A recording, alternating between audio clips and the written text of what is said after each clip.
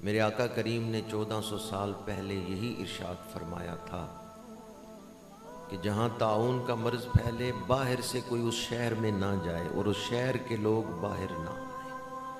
تو آج بھی حضور کے اس فرمان مبارک کی ہی لوگوں نے تصدیق کی کہ جو حضور فرما گئے ہیں وہی حق ہے۔ سائنسدانوں نے کہا بھی دن میں بار بار ہاتھ دھوئیں، کلی کریں، ناک میں پانی ڈالیں۔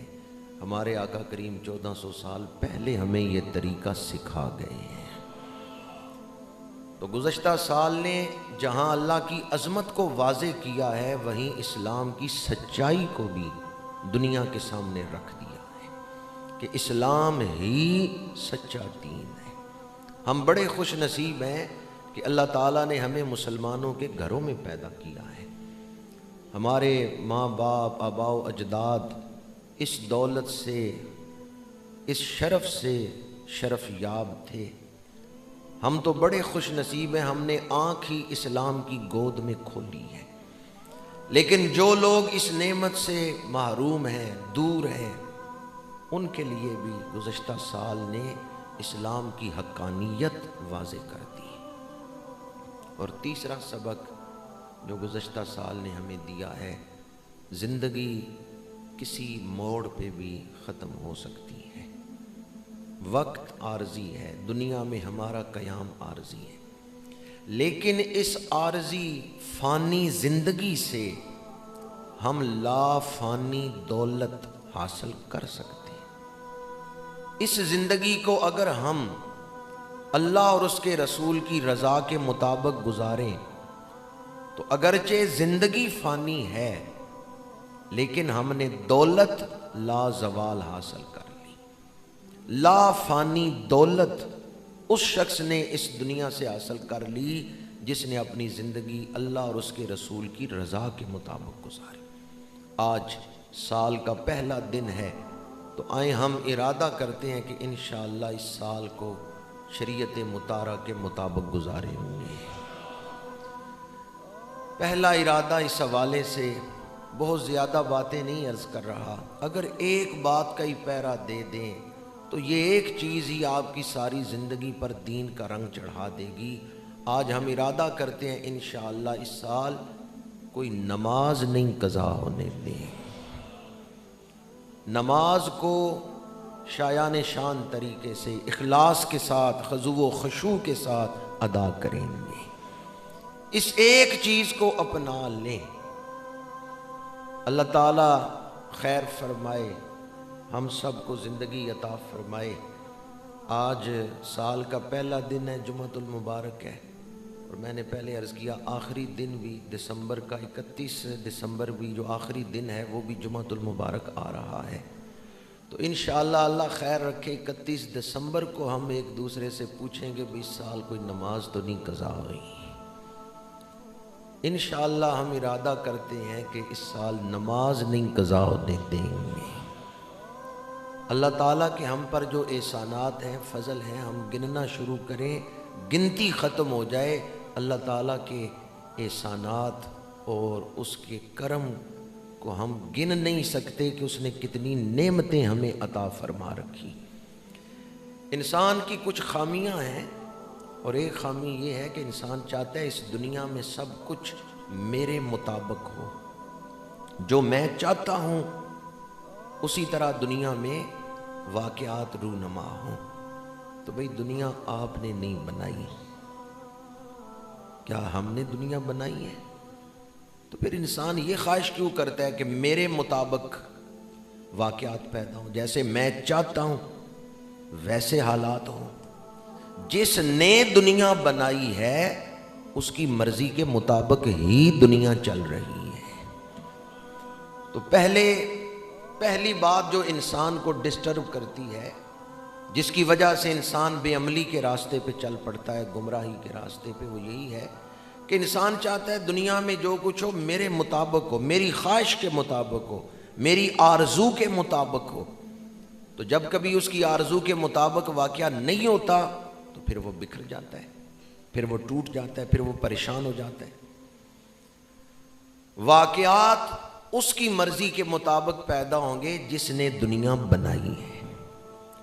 آپ نے اپنا رویہ دینا ہے، اپنا رد عمل ظاہر کرنا ہے ان واقعات میں، اور یہی آپ کا امتحان ہے۔ اس کے لیے شریعت مطالعہ نے ہماری جو رہنمائی کی ہے، اکثر مواقع پہ میں آپ کے سامنے بیان کرتا رہتا ہوں، آج اتنا ہی عرض کر رہا ہوں کہ اس تسبیح کو اس سال اپنا وظیفہ بنا لیں، روزانہ کم از کم ایک دفعہ یہ پڑھ لیں تو حالات کے سامنے آپ حالات کو فیس کرنے کے قابل ہو جائیں گے۔ رضیت باللہ ربا وبالاسلام دینا وبسیدنا محمد نبیا ورسولا۔ رضیت باللہ ربا، اللہ جس حال میں رکھے میں راضی ہوں۔ تو حالات کو اپنے مطابق بنانے کی خواہش جو ہے یہ اکثر انسانوں میں ہوتی۔ دوسری چیز، انسان جلد باز ہے، انسان چاہتا ہے جلدی نتیجہ نکلے، جلدی میرا کام ہو جائے۔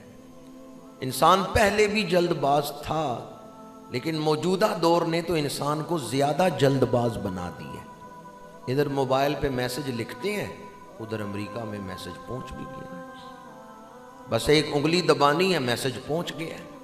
تو یہ جو جدید دور ہے اس نے انسان کو زیادہ تیز کر دی ہے۔ انسان ویسے بھی جلد باز ہے، انسان چاہتا ہے جلدی مجھے خوشی ملے، میں جلدی منزل پہ پہنچ جاؤں۔ تو یہ جو جلد بازی ہے یہ بھی انسانی زندگی کو ڈسٹرب کرتی ہے، اس سے کئی مسائل پیدا ہوتے ہیں۔ تحمل، صبر، وقار، یہ زندگی میں سکون کو پیدا کرتے ہیں۔ آپ کھیت میں بیج ڈالیں تو رات کو بیج ڈال کے آئیں، صبح فصل کاٹنے جاتے ہیں، آپ کو پتہ ہے ایک پروسیس ہے، اس سے بیج گزرے گا، پھر تنا نکلے گا، پھر اس پہ پھل لگے گا یا فصل لگے گی۔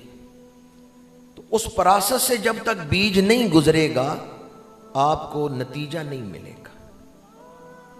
لیکن ادھر بندہ نماز پڑھ کے سوچتا ہے گھر جانے سے پہلے پہلے میری دعا قبول ہو چکی ہو، وہ جلد بازی میں مبتلا ہے۔ آپ بندگی کا فرض ادا کریں لیکن نتیجہ رب پہ چھوڑ دیں، رب جو کرے گا بہتری کرے گا۔ کبھی مایوسی کو اپنے قریب نہ آنے دیں۔ گزشتہ سال نے جو حالات و واقعات پیدا کیے ہیں، بہت سارے لوگ بیماری سے ڈسٹرب نہیں ہوئے، بیماری انہیں نہیں لگی، لیکن وہ مایوسی میں مبتلا ہو گئے ہیں، نفسیاتی مریض بن گئے ہیں۔ یہ جو دو باتیں ہیں یہ انسان کی طبیعت میں ہے جس وجہ سے انسان مایوس ہوتا ہے۔ ایک تو انسان چاہتا ہے جو میں چاہتا ہوں میری آرزو کے مطابق واقعات پیدا ہوں، اور دوسری بات انسان جلد باز، جب اس کی آرزو پوری نہیں ہوتی وہ مایوسی کا شکار ہو جاتا ہے۔ قرآن پاک میں ہے هو الذی ينزل الغیث من بعد ما قنطوا وینشر رحمتہ وهو الولی الحمید۔ حدیث پاک ہے، میرے آقا کریم نے فرمایا صحابہ جانتے ہو اللہ مسکراتا کب ہے؟ یہ مسکرانا اس کی شان کے لائق ہے، ہمارے مسکرانے کی طرح نہیں ہے، اس کی شان کے لائق۔ صحابہ نے عرض کیا اللہ و رسولہ اعلم۔ میرے آقا کریم نے فرمایا ایک بندہ مشکلات سے گزر رہا ہے اور آج اس کی مشکل کا آخری دن ہے، کل سے اس پر کامیابیوں کے دروازے کھلنے والے ہیں، لیکن چونکہ وہ بندہ مسلسل مشکلات سے گزر رہا ہے تو وہ پریشان ہو کے کہتا ہے پتہ نہیں کب یہ مشکل ٹلے گی، وہ مایوس ہو رہا ہے، وہ پریشان ہو رہا ہے۔ اللہ تعالیٰ تو جانتا ہے کہ آج کا دن اس کی مشکل کا آخری دن ہے، تو اللہ تعالیٰ اس کی اس کیفیت پر اپنی شان کے مطابق مسکراتا ہے۔ تو کوئی پتہ نہیں آپ کی مشکل کا آخری دن ہو، اس لیے کبھی بھی مایوسی کو قریب نہ آنے دیں۔ جب کبھی حالات آپ کی توقع کے خلاف ہوں، جب کبھی آپ کی آرزو پوری نہ ہو، کوئی مصیبت آ جائے، کوئی پریشانی آ جائے، تو اس بات کو ذہن میں لائیں میرا رب مجھ سے محبت کرتا ہے، اللہ آپ سے محبت کرتا ہے۔ ہاں اس کے محبت کرنے کا انداز اپنا ہے، وہ اپنی شان کے مطابق محبت کرتا ہے، لیکن اس بات میں کوئی شک نہیں اللہ اپنے بندوں سے محبت کرتا ہے، وہ رحمان ہے، وہ رحیم ہے۔ ہم یہ چاہتے ہیں وہ محبت بھی کرے تو میری مرضی کے مطابق محبت کرے. وہ محبت کر رہا ہے اپنی شان کے مطابق اور اس طرح کہ جس طرح آپ کی بہتری ہے. یہ بات طے ہے کہ اللہ آپ سے محبت کرتا ہے. وہ کتنی محبت کرتا ہے, اس نے اپنے محبوب کی امت میں ہمیں پیدا فرمایا ہے. یا رب تو کریمیو محبوب تو کریم, صد شکر کے ہستے میانے دو کریم. پروردگار تو بھی کریم, تیرا محبوب بھی کریم, میں کتنا خوش نصیب ہوں کہ دو کریموں کے درمیان. یا رب تو کریمیو محبوب تو کریم, صد شکر